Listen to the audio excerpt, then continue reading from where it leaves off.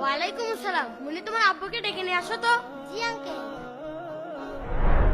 আসসালামু আলাইকুম। ওয়ালাইকুম আসসালাম। ভাই ভাইজান, আমাদের মসজিদে কিছু উন্নয়নের কাজ চলছে, আপনি কিছু দান করবেন? ভাইজান, আমার পকেটের অবস্থা ভালো না, আমি অনেক অভাবের মধ্যে আছি, আপনারা বরং আরেকদিন আসেন। আচ্ছা ঠিক আছে ভাই। আঙ্কেল দাঁড়ান। কি হলো মামুনি? আঙ্কেল আপনারা একটু দাঁড়ান, আমি এক্ষুনি আসি। আচ্ছা ঠিক আছে। আরে, বাবা আসো। কি হলো এটা?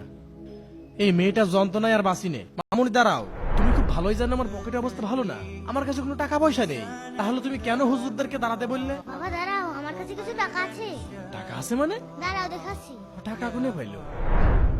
এই দেখো বাবা, আমি এই ব্যাংকে সব টাকা দান করে দিতে চাই। কি বলো? তুমি তো এই টাকাগুলো তোমার সাইকেল কেনার জন্য জমিয়েছিলে। বাবা সাইকেল তো আমি পরেও কিনতে পারবো, কিন্তু এই টাকা মসজিদে দান করলে মারা যাওয়ার পরে কবরেও সব পাওয়া যাবে। মাশাআল্লাহ, ঠিক আছে চলো। আচ্ছা চলো। আঙ্কেল আপনারা সবগুলো টাকা রাখেন। আরে মামনি, এর ভিতরে কয় টাকা আছে? আমি জানি না এর মধ্যে কয় টাকা আছে। কয় টাকা আছে তুমি না জেনে দান করে দিলে? আঙ্কেল যিনি বেহিসাবে দান করেন তাকে দান করতে আবার কিসের হিসাব? আল্লাহ আল্লাহ তোমার দানকে কবুল করুক। আসসালামু আলাইকুম। ওয়ালাইকুম আসসালাম। বন্ধুরা, মেয়েটি কি ঠিক করেছে? কমেন্টে অবশ্যই জানাবে।